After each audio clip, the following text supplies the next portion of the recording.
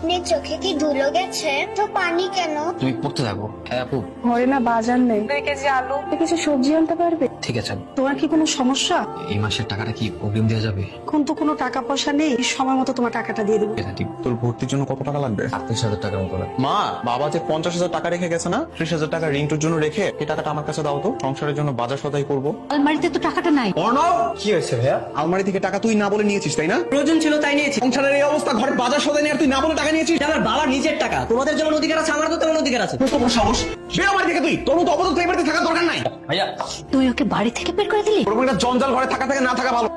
সবকিছু তো তোর বাবা সামনে ইচ্ছা করবি, তার কাছে তো জঞ্জাল মনে হয়নি। তুই এই বাড়ি থেকে বের হয়ে যা। ভাইয়া মাথা ঠান্ডা করো। আমি জঞ্জাল না, আমি তো বেকার, এই পরিবারের জন্য কখনো কিছু করতেই পারি নাই। তুমি এগুলো কি করতেছো? তোরা যদি মিলেমিশে নাই থাকতে পারিস কি হবে একসাথে থেকে? তোদের বাবা তো মারা যায়, বেঁচে গেছে, সব জ্বালা আমার উপর দিয়ে গেছে। দুজনে মিলে নাস্তা করে নাও। তুই যদি পারিস কিছু কমলা নিয়ে আসিস, আপাতত একটা হলেও হবে। এদিকে কি দেখো?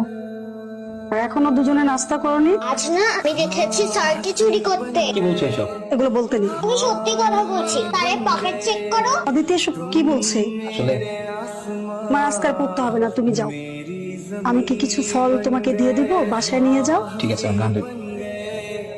আমার জন্য ফল এনেছি। হ্যাঁ, মাছকে গরু মাংস রান্না করেছে। তোর টাকা কোথায় পেলি? করিম চাচার কাছে বাবা কিছু টাকা দিত, ওটাই আজকে দিয়ে গেছে। আমি তো জানি করিম চাচাই বাবার কাছে টাকা পায়। আচ্ছা, তুই এখানে? জানো ভাইয়া, আমি না গতকালই ভেবেছিলাম এটা তোমারই কাজ। তুমি একটা শিক্ষিত গ্রাজুয়েট ছেলে হয়ে তোমাদের পরিবারের কথা চিন্তা করে গাড়ির গ্যারেজে কাজ করছো। এইসব কথা যেন মা না জানে, মা জানলে অনেক কষ্ট পাবে রে।